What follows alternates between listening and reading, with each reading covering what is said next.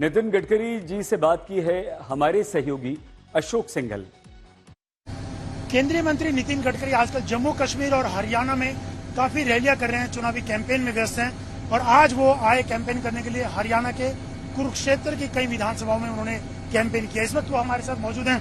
नितिन जी, आप लगातार जम्मू कश्मीर और हरियाणा में कैंपेन कर रहे हैं पार्टी के लिए, क्या संभावनाएं आपको लगती है हरियाणा और जम्मू कश्मीर? देखो, जम्मू कश्मीर में मैं काफी जगह पर गया हूं और वहां पार्टी की स्थिति बहुत सुधर रही है और हम निश्चित रूप से जम्मू कश्मीर में ऐतिहासिक जीत हासिल करेंगे।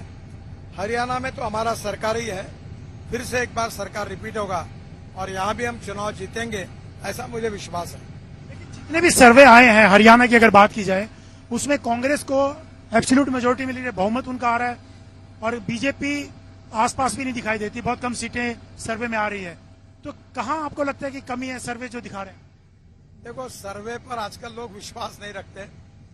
सर्वे करने वाले करते हैं, मुझे उसके बारे में कोई टिप्पणी नहीं करनी है, पर मैं जो लोगों से देख रहा हूँ, मिल रहा हूँ, उनका उत्साह देख रहा हूँ और जो मोदी जी के नेतृत्व में हमारे सरकार ने काम किया है और हरियाणा में भी जो अच्छा काम हुआ है, इसके बदौलत लोग विकास के लिए हमें चुनकर देंगे, ऐसा मुझे विश्वास है।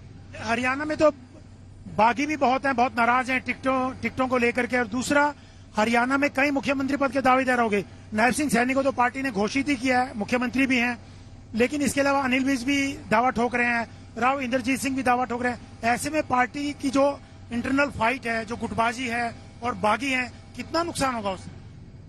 देखिए, सबसे महत्वपूर्ण बात यह है कि इसके बारे में अंतिम निर्णय पार्टी का फैसला होता है और पार्टी जो भी फैसला करी है और किया है उसको सब लोग सहयोग करेंगे, ये मेरा विश्वास है। मनोहर लाल खट्टर को हटा करके नायब सिंह सैनी को बनाने से क्या फर्क पड़ेगा? हालांकि वो कह रहे हैं कि तो पार्टी भूमिकाएं होती हैं, सबकी बदलती रहती है। खट्टर से भी जब मैंने इंटरव्यू किया तो उनका यही कहना था कि पार्टी जिम्मेवारियां बदलती रहती है, लेकिन कोई फर्क नहीं पड़ता उसे। लेकिन आपको क्या लगता है कि एंटी इनकम्बेंसी को पाटने की कोशिश कीजिए खट्टर को हटाकर? मैंने मनोहर लाल खट्टर को और बड़ी जिम्मेदारी मिली है। आज अर्बन डेवलपमेंट डिपार्टमेंट जैसा महत्वपूर्ण डिपार्टमेंट मिला है और नायब सिंह सैनी और मनोहर लाल खट्टर एक टीम के रूप में काम कर रहे हैं। हमारे यहाँ कोई मतभेद नहीं है और पूरी पार्टी ताकत और शक्ति के साथ लड़ेगी। कई थोड़े बहुत लोग बागी हो जाते हैं पर उनको जनता सपोर्ट नहीं करती। जनता भारतीय जनता पार्टी के विचारधाराओं पर, मोदी जी के नेतृत्व पर और सरकार के परफॉर्मेंस पर आधार पर वोट करेगी और हम चुनाव जीतेंगे, यही मेरा विश्वास है। सबसे बड़ा मुद्दा हरियाणा में क्या है जिसको लेके बीजेपी चल रही है? क्योंकि 10 साल हुड्डा सरकार के और 10 साल खट्टर और नायब सिंह सैनी सरकार के, सबसे बड़ा मुद्दा क्या? सबसे बड़ा मुद्दा तो दिखता ही है। मेरे ही डिपार्टमेंट में मैं ये कह सकता हूँ कि 1947 के बाद 75 साल में तो कांग्रेस को 60-65 साल काम करने का मौका मिला। जो उन्होंने 60-65 साल में नेशनल हाईवे का काम नहीं किया, उससे 3 गुना ज्यादा काम हमने किया। लोग देख रहे और लोगों में हमारे सरकार के प्रति, मोदी जी के प्रति निश्चित रूप से एक समर्थन है, क्योंकि हमने विकास की राजनीति की। हमने इथेनॉल को लाया, बरेली से सीएनजी बन रहा है, हवाई ईंधन बन रहा है, किसान की प्रगति हो रही है, तो लोगों में समाधान है। इसका सबका मिला जुला परिणाम हमारी ऐतिहासिक और शानदार जीत होगी, ऐसा मेरा विश्वास है। लेकिन अभय चौटाला और दुष्यंत चौटाला दावा कर रहे हैं कि पिछली बार जैसे दुष्यंत चौटाला के पास चाबी थी, उनका समर्थन लेना पड़ा बीजेपी को। इस बार भी दोनों का दावा है, अभय का भी और दुष्यंत का भी, कि मुख्यमंत्री वो बनेंगे और चाबी उनके पास रहने वाली है। देखिए, दावा तो कोई भी कुछ भी कर सकता है, पर इस बार एब्सोल्यूट मेजोरिटी भाजपा को मिलेगी और हमारा ही मुख्यमंत्री बनेगा, ये मेरा दृढ़ विश्वास है। जम्मू कश्मीर की बात करते हैं। जम्मू कश्मीर भी आपने काफी कैंपेन किया, कई रैलियां की। जम्मू कश्मीर में जो नेशनल कॉन्फ्रेंस और कांग्रेस का गठबंधन है, उनका कहना है कि जिस ढंग से बीजेपी ने धारा 370 हटाई, उससे लोग नाराज हैं और हमारी सरकार बनेगी और धारा 370 को वापस लेंगे। देखिए, धारा 370 वापस लेना उनका अधिकार ही नहीं है। धारा 370 ये पार्लियामेंट का अधिकार है, वो कैसे हटाएंगे? और पार्लियामेंट में तो आज ऐसी स्थिति नहीं है। ये जनता को गुमराह करने की कोशिश करते हैं और 370 हटाने के कारण कश्मीर में प्रगति हो रही, विकास हो रहा, इन्वेस्टमेंट आ रही, नए होटल रेस्टोरेंट बन रहे हैं, जिसके कारण रोजगार तैयार हो रहा है। Engineering college, medical college, IIT खुल रही है, इंफ्रास्ट्रक्चर अच्छा हो रहा है जम्मू कश्मीर में हैंडलूम हैंडीक्राफ्ट को प्रोत्साहन मिल रहा है और जम्मू कश्मीर की गरीबी, भूखमरी और बेरोजगारी दूर होगी। लोग खुश हैं और ये जो परिणाम दिख रहे हैं इसके कारण वहाँ की जनता अपने विकास के लिए भारतीय जनता पार्टी को ही चुनकर देगी, ऐसा मेरा विश्वास है। वहाँ पर सरकार बनाने के लिए किस सहयोगी, किस पार्टी के साथ गठबंधन की सोच रहे हैं बीजेपी? देखिए, अभी तो फिलहाल हम अपनी ताकत पर लड़ रहे हैं और मुझे लगता है कि हमें बहुत अच्छी सीट मिलेगी। शायद ये भी हो सकता है कि हमारी मेजोरिटी आएगी और जब मेजोरिटी आएगी तो प्रश्न नहीं उठता। बाकी उस परिस्थिति में पार्टी उचित निर्णय करेगी। अब महाराष्ट्र की बात करते हैं, महाराष्ट्र से आप आते हैं। नितिन जी, लोकसभा में बहुत अच्छा परफॉर्मेंस नहीं रहा जितना बीजेपी सोच रही थी। अब लोकसभा, विधानसभा के चुनाव भी सर पर हैं, कभी भी घोषणा हो सकती है विधानसभा चुनावों की। आपको क्या लगता है, जो लोकसभा में नतीजे आए, लोग कह रहे हैं कि विधानसभा में भी अच्छी स्थिति नहीं रहने वाली है बीजेपी की? देखिए, महाराष्ट्र में ट्रिपल इंजन की सरकार है।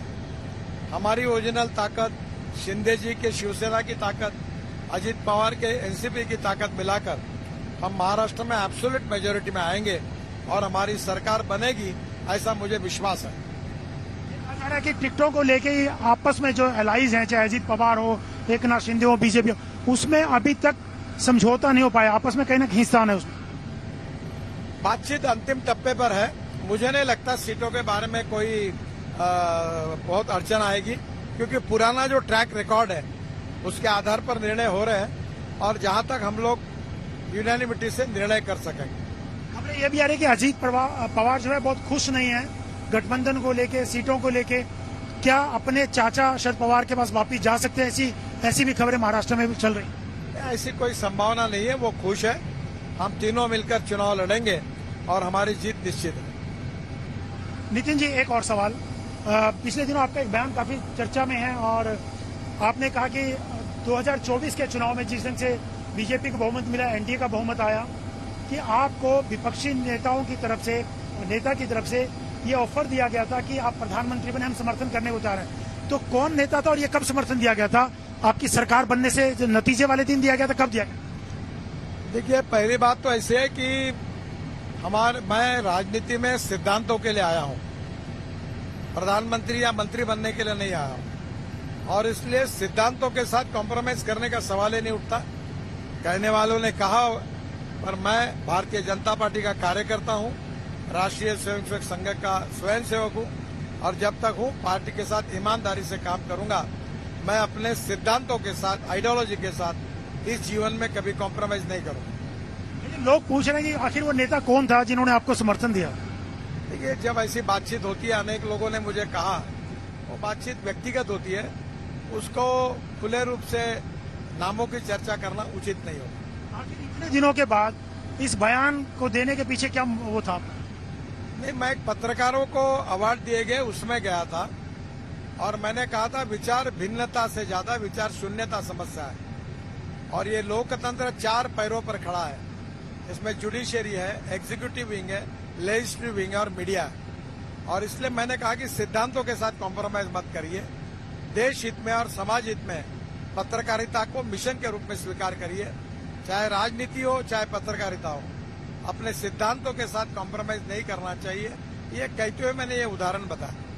बहुत धन्यवाद नितिन जी हमसे बात करने के लिए।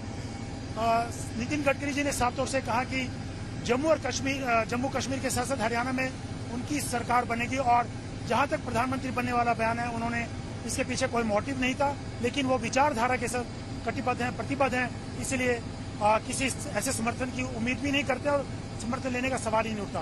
कैमरामैन संजीव कुमार के साथ अशोक सिंघल, कुरुक्षेत्र आज तक।